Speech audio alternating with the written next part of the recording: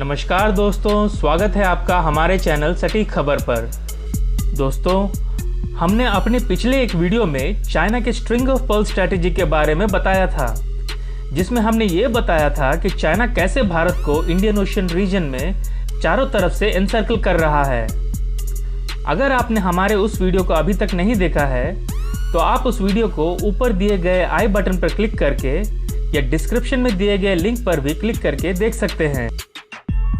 आज हम इस वीडियो में इंडिया का नेकलेस ऑफ डायमंड स्ट्रैटेजी के बारे में जानेंगे, जिसकी मदद से हम चाइना के स्ट्रिंग ऑफ पर्ल स्ट्रैटेजी को काउंटर कर रहे हैं। और इस वीडियो के अंत में हम ये भी जानेंगे कि इंडिया को अपने इस स्ट्रैटेजी को इम्प्लीमेंट करने में आ रही दिक्कतों के बारे में, और ये भी जानेंगे कि इंडिया इन दिक्कतों से निपटने के लिए क्या कर रहा है।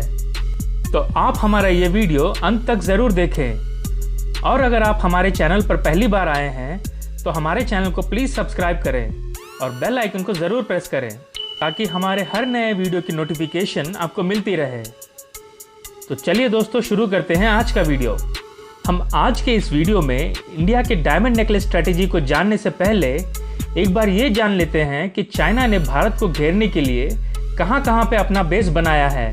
तो दोस्तों, जैसे कि हमने अपने पिछले वीडियो में बताया था कि चाइना ने इंडियन ओशन रीजन में भारत के पड़ोसी देशों के साथ स्ट्रिंग ऑफ पर्ल स्ट्रैटेजी के तहत उनके पोर्ट्स को इस्तेमाल करने के लिए एग्रीमेंट कर चुका है।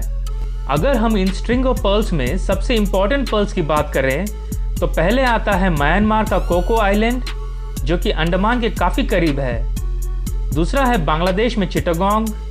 तीसरा आता है श्रीलंका का हम्बनटोटा पोर्ट। चौथा है मालदीव्स।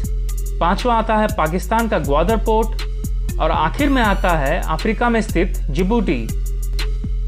अगर हम इन सब को एक साथ जोड़ दें तो इसी को स्ट्रिंग ऑफ पर्ल्स कहते हैं।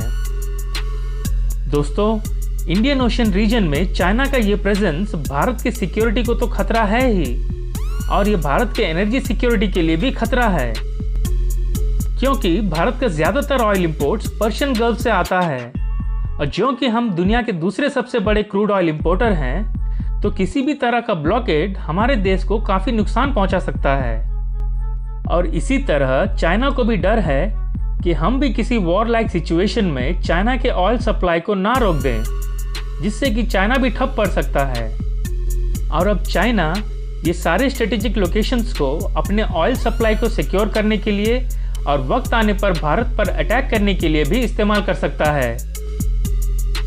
दोस्तों, चाइना के स्ट्रिंग ऑफ पर्ल स्ट्रैटेजी को काउंटर करने के लिए हमने भी इंडियन ओशन रीजन में अपने पड़ोसी देशों से अच्छे संबंध बनाए हैं। हमने ना सिर्फ इंडियन ओशन रीजन में अपने पड़ोसी देशों के साथ, बल्कि साउथ चाइना सी में चाइना के पड़ोसी देशों के साथ भी स्ट्रेटेजिक एग्रीमेंट्स किए हैं, जिसके तहत हम वक्त आने पर उनके बेसेस को मिलिट्री पर्पस के लिए भी इस्तेमाल कर सकते हैं। जहाँ तक स्ट्रिंग ऑफ पर्ल्स को काउंटर करने की बात है, पर्शियन गल्फ के पास ग्वादर को काउंटर करने के लिए हम ईरान के चाबहार पोर्ट पर काम कर रहे हैं। चाबहार पोर्ट को हमें किसी मिलिट्री एक्टिविटी के लिए इस्तेमाल करने की परमिशन नहीं है, पर आने वाले वक्त में कुछ भी हो सकता है। इतना ही नहीं दोस्तों, ग्वादर के ठीक ऑपोजिट में हमें ओमान के डूकम पोर्ट का भी एक्सेस है। ओमान से हमारे पहले से ही काफ़ी अच्छे रिश्ते रहे हैं, और ओमान भारत को अपना पोर्ट मिलिट्री पर्पस के लिए इस्तेमाल करने की परमिशन दे चुका है। हम डुक्कम और चाबहार पोर्ट से स्ट्रेट ऑफ हॉर्मुज, जो कि स्ट्रेट ऑफ मलाक्का जैसी ही एक चोक पॉइंट है, से आने वाले ऑयल टैंकर्स को कंट्रोल कर सकते हैं।